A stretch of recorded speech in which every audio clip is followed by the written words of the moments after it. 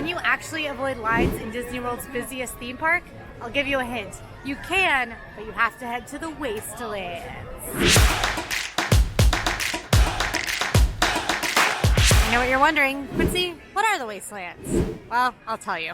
The Wastelands are 3 of the lands in Disney's Hollywood Studios that just don't have as much going for them as some of the more popular lands. When you're in Hollywood Studios, you probably want to head to Galaxy's Edge, you want to head to Toy Story Land, you want to head down Sunset Boulevard and ride Tower of Terror and Rock and Roller Coaster. Your priorities are probably not to head to the 3 lands we're visiting today. Yes, that's right. In Hollywood Studios, of all places, you can find little to no lines at some attractions. And we're going to check those out today. The 3 lands we're going to check out are Animation Courtyard, Commissary Lane, and Grand Avenue. And these lands are kind of left over from the days of Hollywood Studios / MGM Studios past. They're a little bit hodgepodge nowadays. They don't have a ton going on, but that doesn't mean you should skip them. We're starting strong here in Animation Courtyard. Now this land has one of my favorite attractions in Hollywood Studios, and it never has a line. Yes, really, it's a thing. I'm gonna take you there, but first we gotta check out all the other stuff this land has to offer. Animation Courtyard is home to Disney Junior Dance Party. Now, as an adult, you might skip this one, that's fair, but if you've got kids, you know this is the place to be. Just outside of the Disney Junior Dance Party, you can find meet and greets with Doc McStuffins, Pluto, Vampirina, and Fancy Nancy. So, of course, these are going to be some favorites for kiddos. They usually don't have super long lines, so it's a great way to head over and meet a bunch of characters really quickly. The meet and greets and the Disney Junior Dance Party shows run from about 10 a.m. to about 5 p.m., a little bit after both for the dance party. Disney Junior Dance Party is a live show that has a lot of really fun tunes to dance to. It has Disney Junior characters to say hi to and groove with. It is super fun for kiddos, and for grown-ups, it is in the AC. So it's really hot today. I'm sweaty, and I think that I should go dance with Mickey.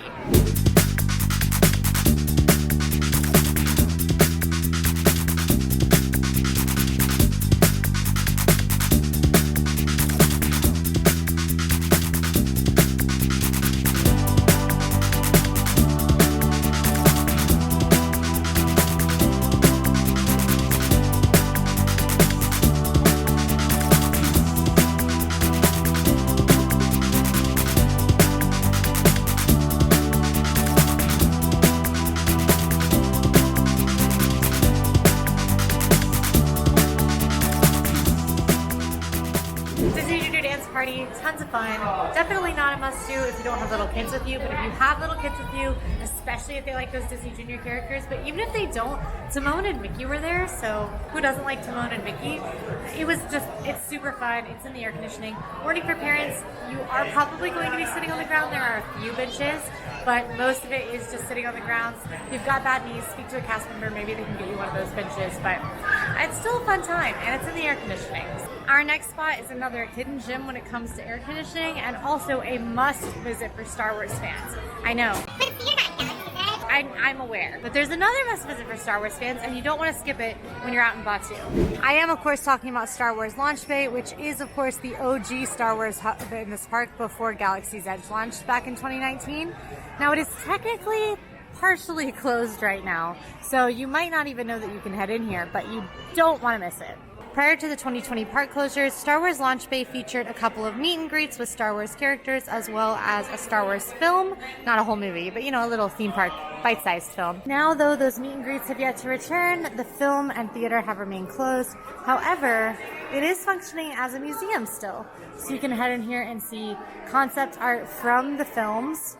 Gosh, it's so cool. Would it be weird to hang that in my house? It's not just those concept art prints either. You kind of head back this way.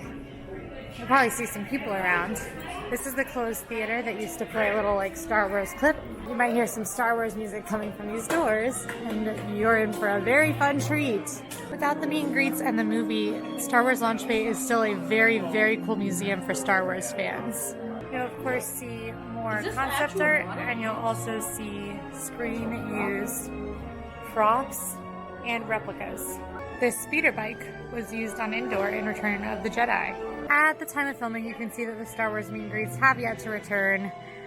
I met Chewbacca here, and I also met Kylo Ren over there. It was very, very cool. Darth Vader was meeting here more recently. Hopefully those meet and greets do return. Of course, you can keep an eye on AllEars.net and keep watching our videos to find out if and when they do. Cantina vibes in here.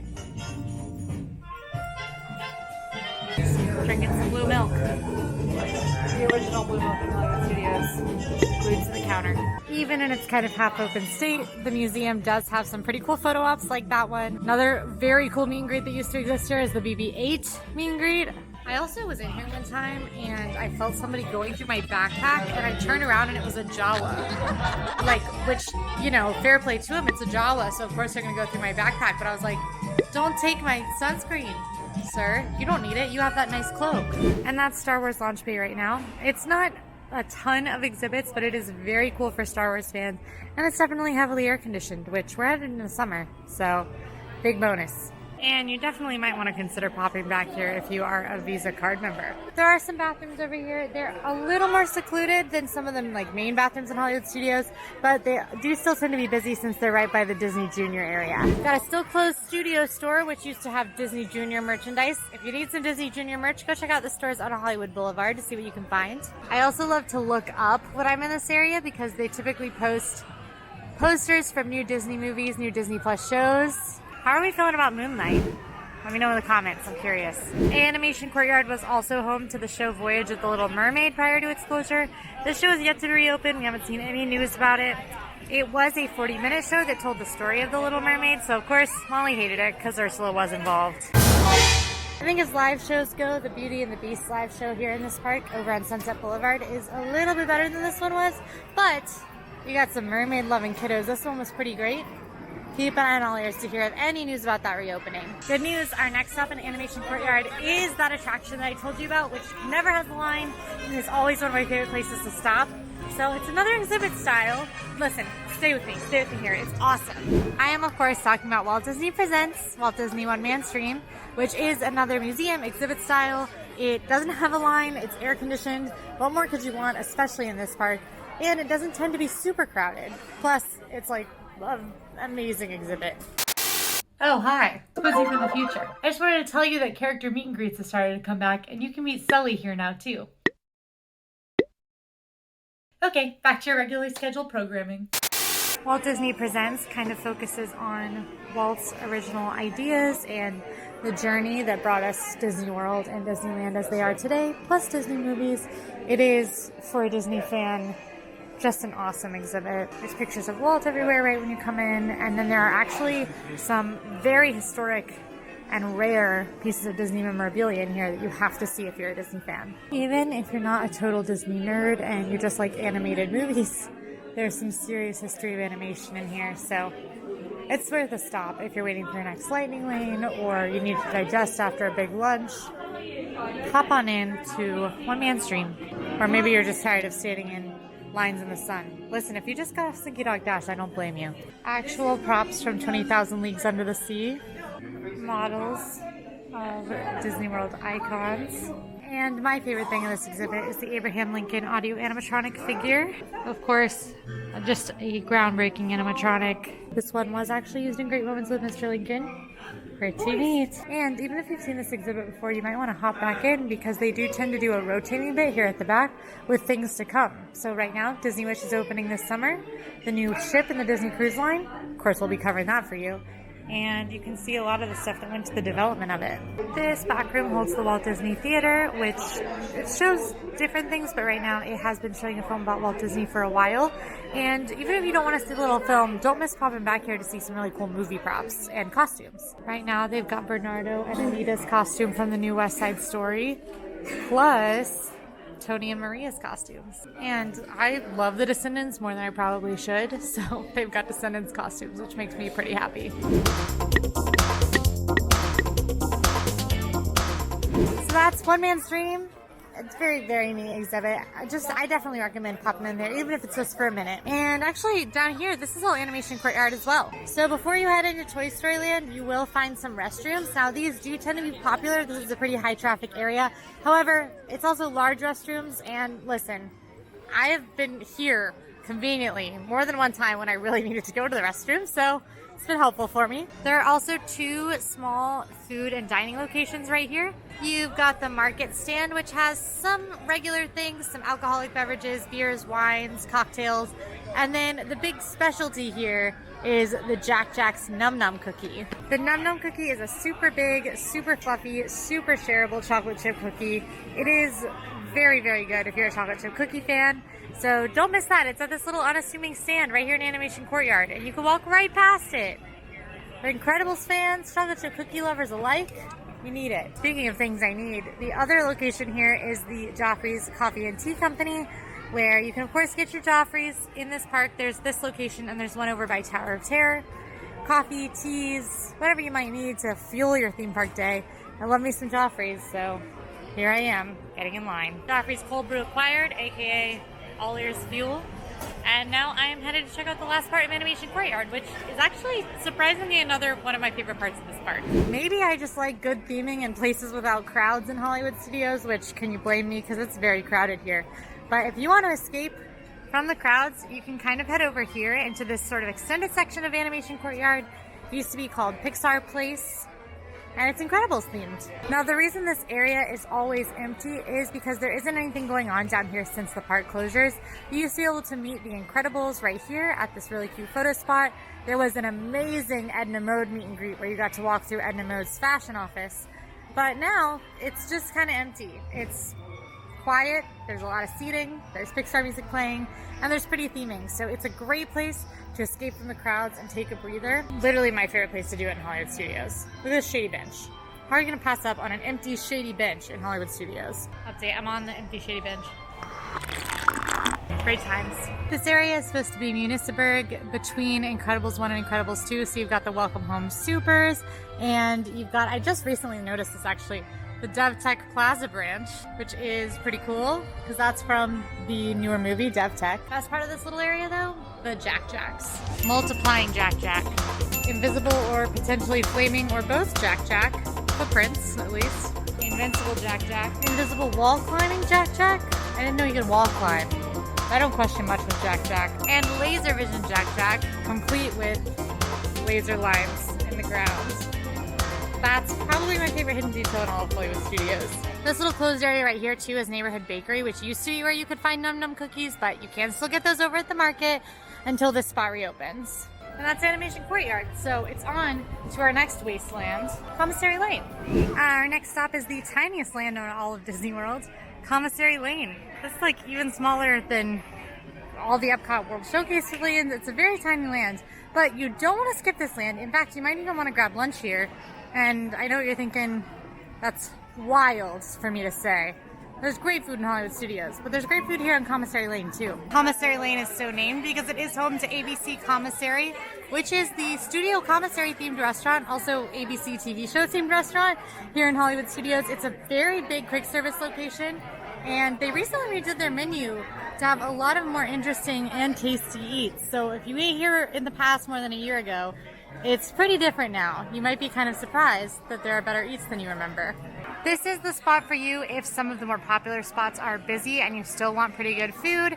You don't want to wait super long, if you really like ABC TV shows, or if you really want to sit inside in the air conditioning, because this spot has a lot of indoor seating. ABC Commissary does have mobile order, and it's pretty busy right now. It's pretty peak lunchtime, so I went ahead and snagged a mobile order. There's a lot of outdoor seating, and hopefully we're going to be able to snag an indoor seat. I would love me some AC right now. To use mobile order, you'll just open your My Disney Experience app, hit the little plus at the bottom, and go ahead and start a mobile order. If you're in the vicinity of ABC Commissary, it should pop up right at the top as restaurants you're close to, and then you can just select what you'd like from the menu and order right from your phone. You also get to pick a window, so you don't have to eat right when you order, although I am, but you can order in advance too. Biggest bonus about this spot, hands down, is that even though it is peak lunchtime, I was able to easily find a table, and I see a lot of other tables available as well, which is not what I can say for places like Woody's Lunchbox, Docking Day 7, Ronto Roasters, pretty much any of the places I like to eat here in Hollywood Studios. Also, look at this. Oh my gosh, it looks so good. So this is the Buffalo Chicken Grilled Cheese, which is a newer item on the revamped menu. It's got, you know, buffalo chicken and cheese in between that buttery, toasty bread. There is buffalo sauce for dipping, and then you get your choice of side. You could get fries, but I went for the farro and arugula salad because I really like both farro and arugula, and when I'm eating that, it's nice to have a healthy side, so I'm pretty hungry and excited. I'm trying the salad first because though I'm excited about it, I think it's going to pale in comparison to the beautiful melty grilled cheese. This is good. I think the balance of arugula to farro is a little off. Like, I like a lot more arugula, a little bit of farro. It reminds me of the kale side at Chick-fil-A. If anyone has had that, I really like it. I don't know, I'm weird. So this is really good. It's definitely like a light side. Again, I wish it was a lot more arugula than it is farro, and that might just be my serving, but it's got the dried cranberries in it, which is giving it like a fruity kick. There's the bitterness from the arugula and kind of the like nice mellow flavors from the farro. So overall, a really good bite, but I'm here for the main event, so. Ready for the dunk? Here she comes. Oh yeah. It's like so melty, it's falling apart. That's criminal. It's beautifully buttered and toasted white bread, like almost Texas toast level. And then the grilled cheese part is like the creamiest blend of chicken and cheese in the whole world. The buffalo sauce has a really nice kick to it that you can kind of control because it's dippable. Even without the buffalo sauce, this is like tasting a sandwich that is, the filling is just buffalo chicken dip. That lunch gets a big old thumbs up from me. Hollywood Studios has seriously upped its food game, and this is definitely a great example of that. Not Katy Perry, ABC Commissary. You know what is a great way to follow up lunch in Disney World? Meeting Mickey or Minnie.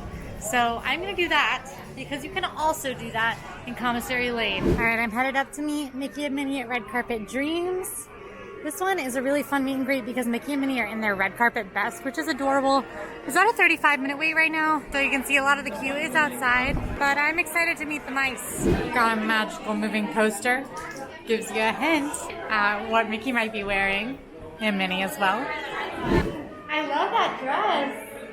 Oh yes, I love this thing. The sparkles are so pretty. This is a really awesome meet and greet because not only are Mickey and Minnie in adorable outfits, but it's also one line to meet both of them. So I just met Minnie. My wait was not actually 35 minutes, it was about 25. And I'm now in this little tiny line to meet Mickey next. Hi Mickey! You look great. Have you gotten into some trouble lately? Okay, that's better than yes. Meeting Mickey and Minnie, check. Done right here. And I had the gall to call this a wasteland. How dare I? The last spot in Commissary Lane is Sci-Fi Dine-In Theater, which is a table service restaurant. Reservations are highly recommended as this spot is pretty popular. It does tend to fill up. And why is it popular, you ask? Because the theme here is that you are at a drive-in. The tables are little cars and you sit in them and you get to watch the movies on screen, which tend to be like old black and white sci-fi movies complete with old commercials. It's really great. The food is pretty good. It's nothing spectacular. The real thing you're paying for here is the theme, but you're gonna get like burgers, milkshakes, chicken strips, that kind of deal. In my opinion, you gotta do Sci-Fi Dine-In Theater at least once. It is a really, really cool experience. It's also awesome to just sit in the dark for a little while with your family and not have to like talk and be walking around out in the sun. So it's a pretty nice one. A great way to relax in the middle of your Hollywood Studios day. So worth doing once. Not my favorite restaurant here, but it's definitely a good one.